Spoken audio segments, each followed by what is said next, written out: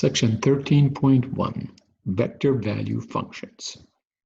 The definition of vector value function is as follows. These are the type of functions whose domain is all real numbers, but the range is a vector. So these are the type of functions, their domain is all real numbers, but the range is a vector. Therefore, it's called vector value function. In R2, this is how a vector value function looks like. Here is R of t is equal to f of t, g of t. In other words, the x and y component of the function themselves are functions of t. You can also write this as linear combination of what? ij in R2, so you can write it as fti plus gtj. In R3, then you would have three components. So you will have what? A function for x and y and z components of the vector. But all of these guys are also functions of t. Turns out t is called parameter. So, so you can also rewrite this in terms of linear combination of ijk, f of ti, g of the tj, and h of tk. Primarily, the reason we learn what vector value function is because they are mostly used in motion problems in physics classes and engineering, such as the position of a moving object on a curve. In other words, if you have a curve, whether it's on the floor or in a space, you have a moving object. You like to know the position of this object at any given time. And that's one of the reasons we use t for parameter, which stands for time. So in physics classes, these guys are position vectors, and t is the parameter, which is what is denoted for the time. Here are examples of vector value function in R2 and R3. Let's say in R2, in 2 dimension, you have what? T plus 1 and t squared. T goes, let's say, from negative infinity to infinity. Let's say in R3, you have cosine of t, sine of t, and t goes from 0 to 2 pi. Notations, as I said, either you would write this in what? Vector notation, or you would write it in parametric equation form. So these are called parametric equation of the vector value function. Okay, so x would be like f of t, y would be like g of t, z would be like what? H of t. In fact, the graph of a vector value function, whether you are in R2 or R3, is always a curve. So that's why I use C here to indicate these are the parametric equation of a curve in a space. So because it's 3 dimensions, so we call it space curve. All right, there it is, space curve. Next item is what? This guy right here. Let me get these pages out of the way. Is how would you graph these guys? Turns out there are 2 ways to graph these. One way is the long way, which is like what? Remember, this is your x component, that's your y component. The question is, can you graph this vector value function in, of course, in R2? So we're still on the what? X and y axis, correct? And how would the graph look like? Remember, the graph, whether you are in R2, right, or R3, the graph is always rain or shine, a curve, yes? Whereas if you are in R3, we call that space curve, right? So what do? You select, remember t is the parameter. You can also express this in parametric form. So here is the curve C. And remember t goes from negative infinity to infinity, correct? So here is the vector notation of the vector value function. And here is the same function in parametric form. In other words, I'm expressing x and y individually in terms of t. So that's why t is called parameter. So that will be a constant which varies. And together, these are called parametric equations. So what I do to get some points on the x and y axis, I select some random values for t, evaluate the x and y, and in turns that creates a vector. So what does that mean? At time -1, let's say at t is equal to -1, your vector is left 2, up 4, 1, 2, 3, 4. You are here. Here's a vector. Okay. When t is equal to -2, so you're at what? -4, 4. So this would be -4. What? Where are we? Oh, sorry about that, guys. This should be -2, 1. Sorry about that. Sorry. So you are right here, -2, 1. So here is the vector. Sorry about that. At -2, that would be -4, 4. So that's 1, 2, 3, 4, 1, 2, 3, 4. So here is the vector right here. Okay. At 0, you are at 0, 0. So the vector which you generate is 0, 0, which is right here. Okay, that's a 0 vector. At 1, you're at 2, 1. So the vector which you generate at 1 is what? 2, 1. So you go over 2, up 1. Here's the vector. Question: how would the curve look like? Well, if you connect the head of these vectors, like these dots, you will end up with what? A curve. Do you see it? So notice, as we expected, the graph is a curve. Like this guy is kind of looks like a parabola, doesn't it? Well, it is parabola. The other method is eliminate the parameter t from the parametric equations, let's say 1 and 2. How do you do this? Well, from equation number 1, which is x equals 2, solve this guy for t, you get x equals x over 2, correct? Call this equation number 3. Now substitute equation number 3, substitute 3 into what? 2. And when you do, you eliminate the parameter, and lo and behold, you get this. In other words, in Cartesian form, in terms of x and y, that's the equation of the curve. Whereas in parametric form, that's how the curve equation looks like. X equals 2t, y is equal to t squared. So the 64 million bucks question is, what is the difference between graphing this guy, which looks like, to me, it's the same graph, which is a parabola whose vertex is at origin, and it opens upwards, versus graphing the vector value function, whose graph also is a parabola? The answer is, when you graph a vector value function, guess what? This guy is called Orientable Curve. What is orientable? That means the curve, has a direction, which this guy has no direction. It's just a plain old curve on the floor. But the minute you graph parametric equation, which comes from the vector value function, now you're saying this is the path of a moving object, okay, at variety of times, so you can tell where the object is. If I recall, we started from let's say right here. Then we ended up here, so I have to write this in order, of course. Then I was here, then I got here.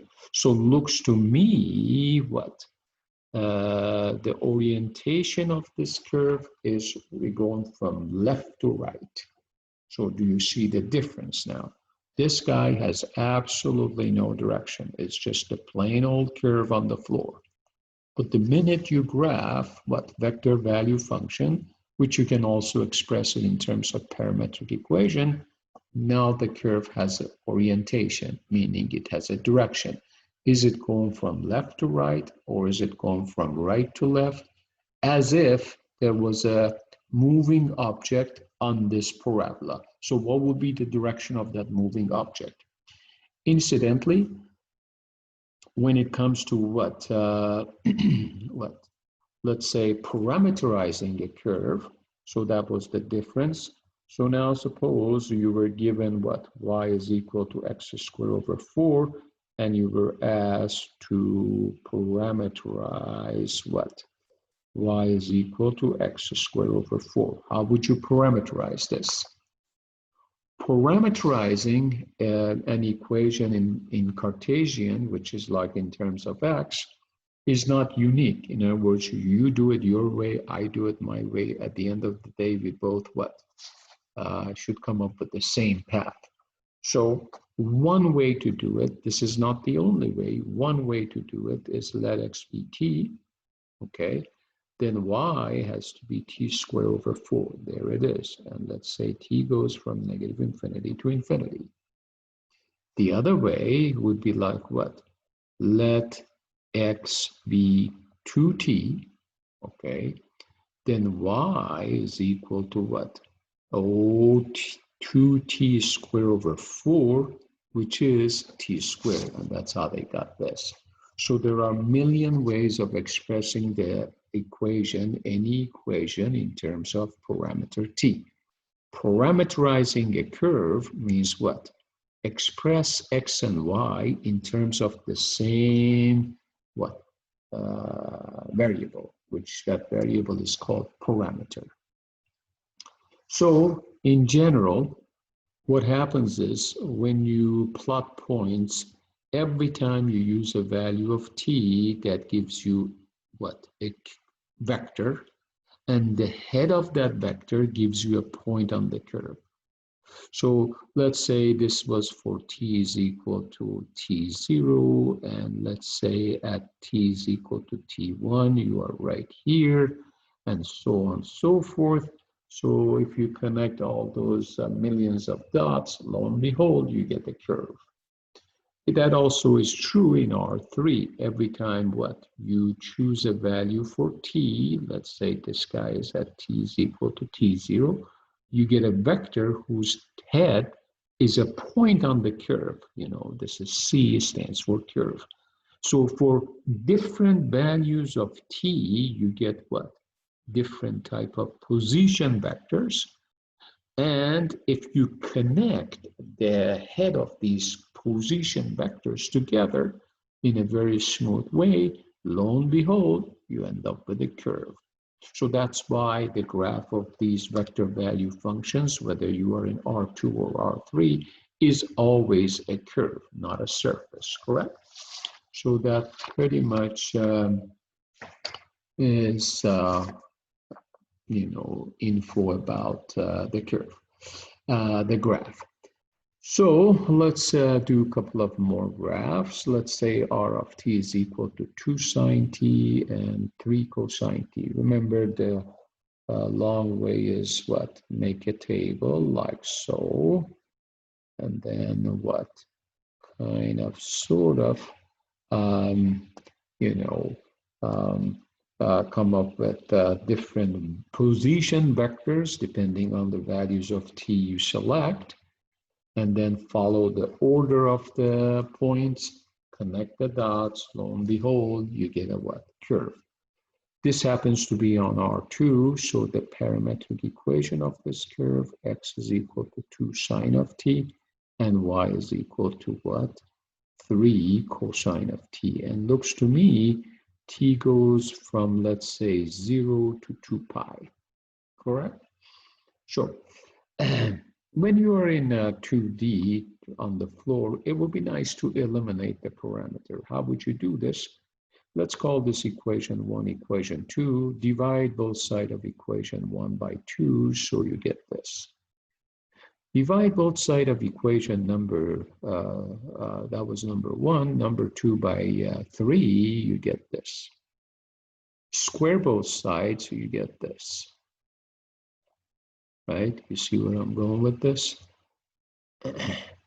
Right? Now add these equations up, you get this. X squared over 4 plus y squared over 9 equals 1. Why? Because sine squared plus cosine squared is 1.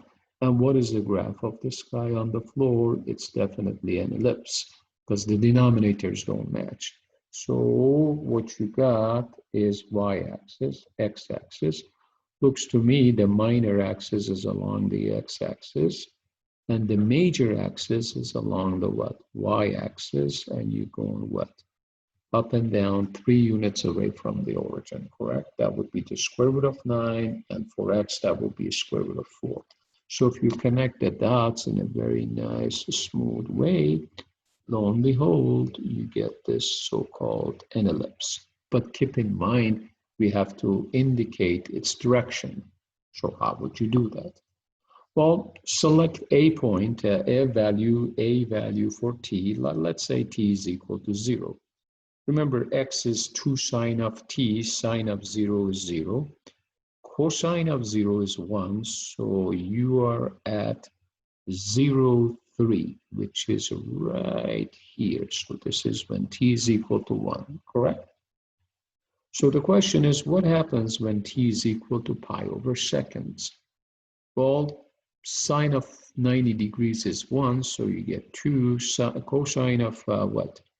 90 degrees is 0, so you are at right here when t is pi over seconds later. So looks to me, what? The moving object going what? Clockwise. Excuse me, you see it. So graphing the curve is not enough. We need to also what? Indicate its direction. So here you have a vector value function in 3 dimensions. Notice the parametric equation of this curve is x equals t. Excuse me, y is equal to negative 2t, z is equal to 1 plus 3t, t goes between negative infinity to infinity. Make sure you indicate the restriction on t. Here, there is no restriction. But if you remember, this is exactly the same as equation of a line, isn't it? Remember, this is 0 plus 1t. This is 0, what? Minus 2t. And 1 plus 3t. T goes from negative infinity to infinity. Excuse me. Remember in chapter 5, that was the parametric equation of a line in space. So looks to me, what? The line goes through the point 0, 0, 1, right about here, and it's parallel to this vector, which is what? 1, negative 2, 3. So remember that was your ABC. So you go 1 unit front, 2 units left, up 3 units. So it's parallel to this vector, and it goes through this point. So therefore, the line kind of looks like this. Do you all see it? So that would be the picture of this vector value function, which happens to be a line in space. However, there's one thing left, and that's like the direction of this line. Is it going up or is it going down? Remember in physics classes, these are what? Position, what? Vectors. So t is time, so I like to know whether the line going up or down. Okay, at time 0, looks to me, I am right here. 1 second later, I would be, let's say at time 1 second later, I'm just going to replace the what t's with 1. So I will be at point 1, negative 2, and 4, correct? 1 second later, I'll be right here. So that would be 1, negative 2, and what? 1, 2, 3, 4, right about there. So that would be like point P1, that would be point P2 at what? 1 second later. Do you all see it? excuse me, so based on my observation, it looks like the position or the direction of this line is this way, okay? Meaning, if this represents the position of a moving object on the line, the object is going this way, yes? Not downwards, it's going upwards. Do you all see it? The next graph is cosine of t, sine of t, and t goes from 0 to 2 pi. This is a very famous graph. It's called Helix and kind of spirals along the z-axis. So at t equal to 0, notice you will be at point, what, 1, 0, 0. So you'll be right here. And if you plot more points, you will see you get this kind of curve. And that curve is kind of like spirals along the z-axis, and it has a name. It's called helix. That's kind of like what you see in DNA of a human being. All right, so this is a space curve, but it has a name. It's called helix. Notice the way I know it wraps around the z-axis because t is along the z-axis. In other words, if t was along the x-axis, was the component for x-axis, then it would wrap around the x-axis and so on and so forth. Do you see it? The next one is, how do you find the domain of the vector value functions, whether you are in R2 or R3? Once again, vector value functions are functions whose domain is all real numbers, but the range is a vector, correct? So turns out the domain of what vector value functions in 2D is intersection of the domain of x and y components of the vector R of t. And whereas the domain of the vector value function in R3, that means in 3 dimension, is the intersection is all values of t which satisfies the domain of this guy, the domain of that guy, and the domain of that guy. So therefore, they must be, the t must be in the intersection of what? The domain of all these guys. So I'm going to say t belongs to intersection. So let's do a problem so I can show you what I mean by that. Suppose you are in R2, correct? You are in 2 dimension, and here is a vector value function. So here is x, here is y. Or I should say, here is f of t, here is what? G of t. What I have to do is find the domain of these guys individually. What is the domain of natural log is all values of t such that t is positive, because logorand cannot be 0, nor it could be negative. Domain of t squared is kind of all real numbers. So these are the domain of individual components. But now I have to take the intersection. That's what this notation stands for, intersection. That's like common values. So what do I do? Remember, this is a real number, so I can go on a number line, graph this. So the domain of f is all the real numbers greater than 0. So this would be the picture of domain of f.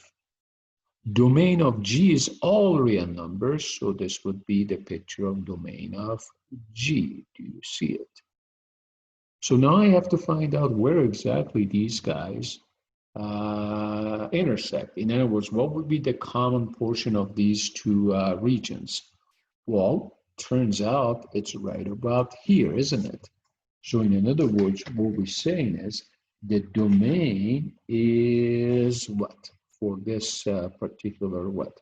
So the domain of R of t is all values of t such that t is greater than 0. So the intersection of these two arrows is what? 0 and onwards. Do you see it? So this, folks, is the final answer for the domain of what? That particular vector value function. Now let's go over in R3 and see how would you find the domain of this particular function. So remember, this is a vector. So imagine this is f of t, this is g of t, that's h of t, correct? So find the domain of individual what? Functions, components, okay, one at a time. What is the domain of this function, 1 over t plus 1? That's a rational function. The domain is all values of x except -1, because at -1, the sky blows up. What would be the domain of t squared? That's a polynomial. The domain of polynomials is always all real numbers. What would be the domain of e to the t? That's exponential function, and the domain is still all real numbers, correct? So, what do we do next? We kind of sort of what? Graph this. Here is a number line, right? So here is 0, here is -1. The domain of first component, the first function, f of t, is all values of all real numbers except -1, correct? Whereas the other two, so this is the domain of f, is just what? All real numbers from -infinity to infinity. This is domain of g, this is domain of h. Question, where exactly these three arrows have in common? Well, looks to me is what? Is everything except -1. Can you all see it? So you have to exclude -1 because that would be the common values. So I would say the domain of what? R of t is all values of t such that t cannot be -1. Do you see it?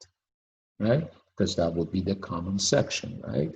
So take that guy out, then everything else, all the other values are pretty much in common except this guy. Incidentally, you can also show the domain using what?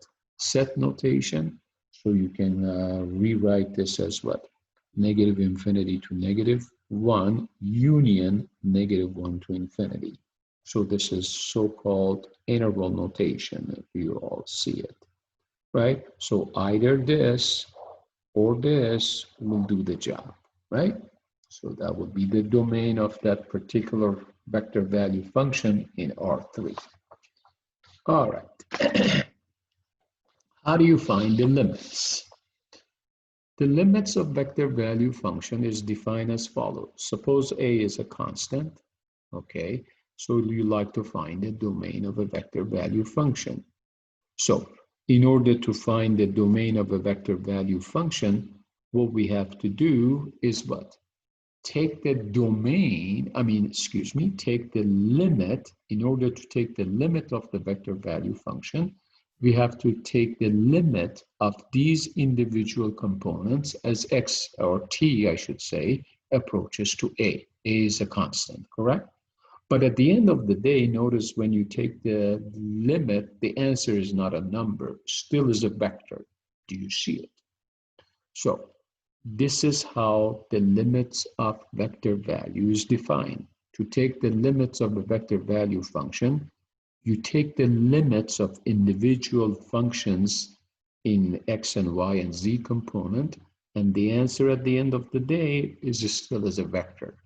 So let's do this. Let's say you have a vector value function, which is t plus 2, comma, t plus 1 over t minus 2 e to the 2t.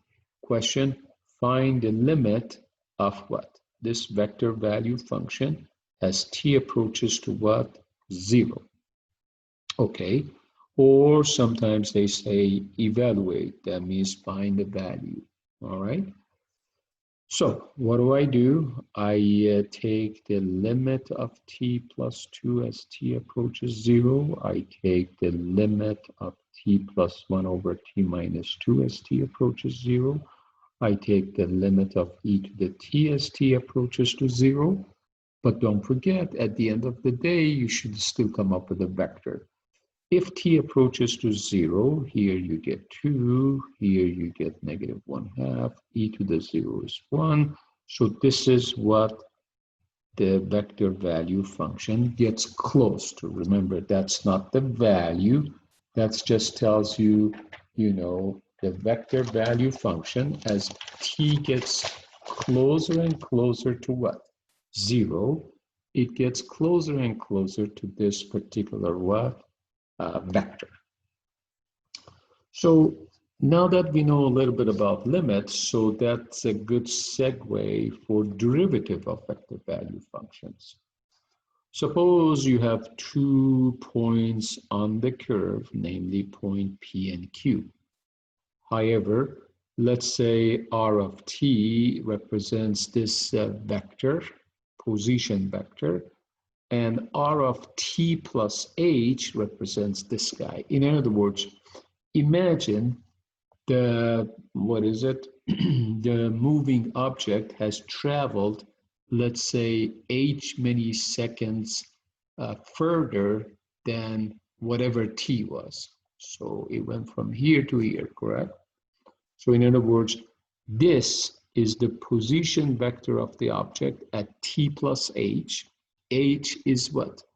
Is the increment in time. And this guy, let's say, is, the previous point, or I should say the fixed point on the on the curve.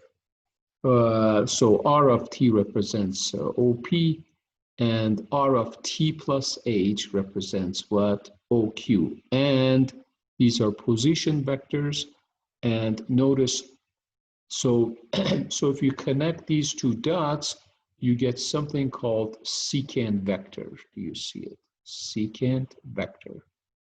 So a vector which connects two distinct points on a curve is called the secant vector. Now, if you remember the addition of vectors, notice OP plus PQ is OQ, so PQ is OQ minus OP, which in turns is what? Is the same as R of t plus h minus R of t. So this is called secant vector, correct? If the increment is positive, okay, so if I multiply this vector, secant vector, by this scalar 1 over h, that guy still has the same direction as PQ, correct? So imagine this is all the way, vector R of t plus h minus R of t over h. So remember, 1 over h is just a positive scalar because the assumption was h is positive. So when you multiply a vector by any positive scalar, you haven't lost its direction. The direction pretty much stays intact. Do you see it? So now as h approaches to 0, that means what? The closer, let's say, the point Q gets to A, this secant vector gets closer and closer. Let's say now you are here. Let's say Q prime. Now we are here. And the closer it gets, to point P, the closer this secant vector gets to so-called tangent vector. Do you see it? It's pretty much the same story as real value functions, okay? Up there you were dealing with lines, here you're dealing with vectors now. So do you see it? So this guy gets closer and closer to to the vector which lies on the tangent line. So therefore that creates the definition that results in the definition of derivative of a vector value function, which you write it as vector R prime, which is the same as dr dt, which is this. So the definition of derivative of R, vector value R of t, is R of t plus h minus R of t over h as h approaches to 0. So this is theoretical formula for for tangent vectors. So R prime of t is called tangent vector to the curve at point P, correct? To the curve at point P. We also have a definition of what unit vector is. Unit vector is like tangent vector. You take the tangent vector divided by its magnitude, and unit tangent vector is shown by capital T vector. All right, For practical purposes like homework problems, we don't use this definition as we didn't use the definition of derivative for real value functions. What we do instead, in terms of taking the derivative, whether you are what, R of t is in what, R2 or R3, we simply take the derivative of the components. Do you see it? So to find R prime of t for ft gt, we just take the derivative of ft and gt, but at the end of the day, when you take the derivative, just like limits, you still have a vector. So we never ever get a number. It's always a vector. So with that in mind, let's take a look at this guy. So the question is, here is your vector value function. Find R prime of what? T. So this would be derivative of cosine, which is minus sine, derivative of sine, which is cosine, derivative of e to the t is e to the t. Find also the second derivative of vector value function, no problem. So take the derivative of the components of the first derivative. So this is minus cosine of t minus sine of t e to the t. Had this been a position vector for a moving object in what? On a curve in the space, so the derivative of the position vector gives you the velocity, correct? Derivative of the velocity gives you what? Acceleration, provided what? This guy was a word problem, and this was position vector of a moving object on this curve, correct? You take the first derivative, that gives you velocity. You take the second derivative, that gives you acceleration. And then you have speed, which is a scalar, and that would be magnitude of the velocity, correct? Remember, there is a big difference between speed and velocity. Velocity has a direction. Speed is just a number, which is scalar. Do you see it? Finally, the idea is, how would you write the equation of a tangent line to a space curve? In other words, if you are given a point on the curve in a space, remember we are in R3, okay, how would you write the equation of this tangent line at point P? In other words, I give you a point, I give you the equation of the what? Curve, parametrically or in terms of vector. Could you write the equation of the tangent line to the curve at point P? How would you do this? To do this, first I need to find the what? Point P. Okay, I need to find where exactly point P is located. Because notice they said given this vector value function, t goes from 0 to 2 pi, find the parametric equation of the tangent line to the given curve at t equals pi over 2. In other words, they gave us the time. So I like to know at pi over 2 seconds where exactly what the object was located on the curve. So what you do, you go back to the function and replace the t's with what? With what? Pi over 2, so that gives you 0, 1, pi over 2. And because this is a position vector, which initiates from what? Origin.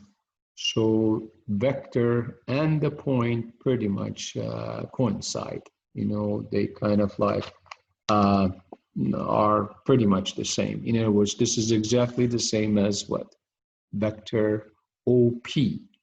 Or you can say this is the components of the point P.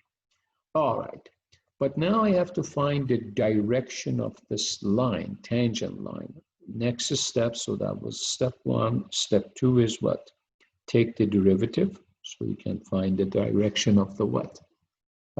Tangent vector. So in this case, you have to take the derivative of cosine, which is negative sine of t. Derivative of sine is cosine of t. Derivative of t is 1. Now, evaluate this derivative at pi over 2, so you get what? Negative 1, 0, 1. Correct?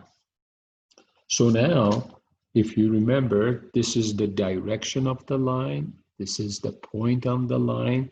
So I have a point, I have a direction. I can write the parametric equation of the tangent line.